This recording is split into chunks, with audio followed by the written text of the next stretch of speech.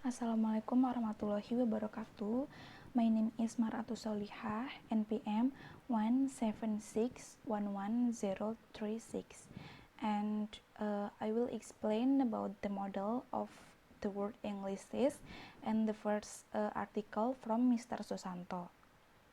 And here I will only focus on the developmental cycle as applied to the English variation, although it is should be emphasized that this cycle is often proportional to the development cycle of the pigeon and crow. And the development cycle of the different kinds of English is often compared to that of pigeon and crow. Three academic purpose, three cycle of developing a new variety of English. The first is from Kachru. Kachru is suggests three phases. The first is non-recognition, and the second is local and import coexistence, and the third is recognition, where local varieties eventually become recognized model of language learning. And the next is from MOAC purpose 5 process. The first is transport. Transport is when English arrive where it has not been spoken before remains. And the second is indigenization, a long phase in which varieties of English are just beginning to reflect local culture. And the third is expansion. Expansion in use. New varieties are used in a growing number of situations and for a wider variety of purposes.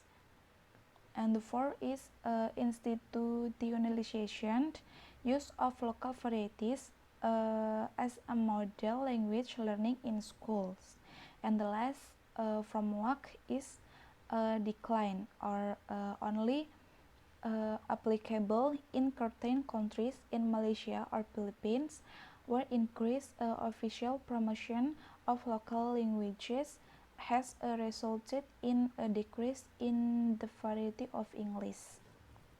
And the next is from Schneider 2003, a more recent and detailed theory for development.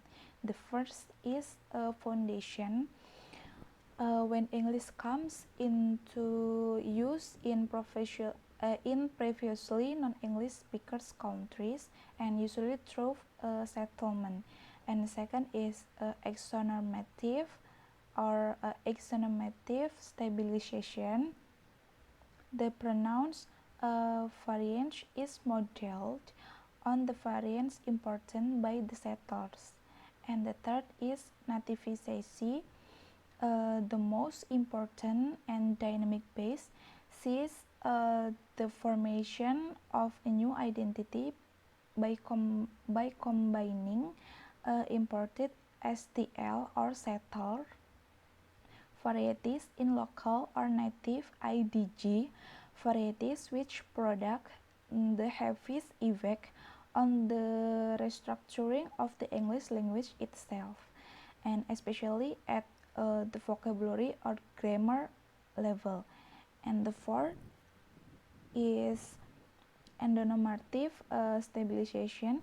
New varieties are gradually being accepted as the local norm or model.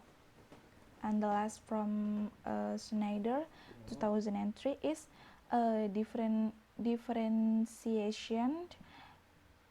New varieties have emerged and reflect local identity and culture. Local varieties began to develop.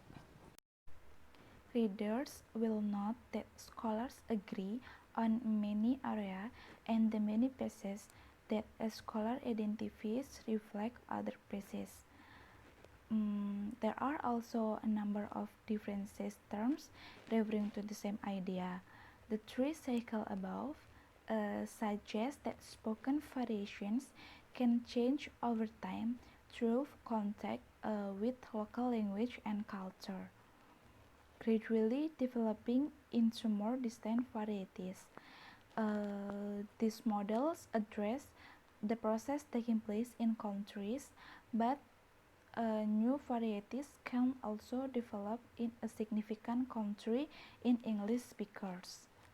Katru said the country usually misses the first stage of the process, and while exonormative variation is being promoted as a model by the Ministry of Education, the scale of English learners efforts means that speakers of the exonormative inner cycle model are heard only by a small scale of learners, with the most of them being taught by local people.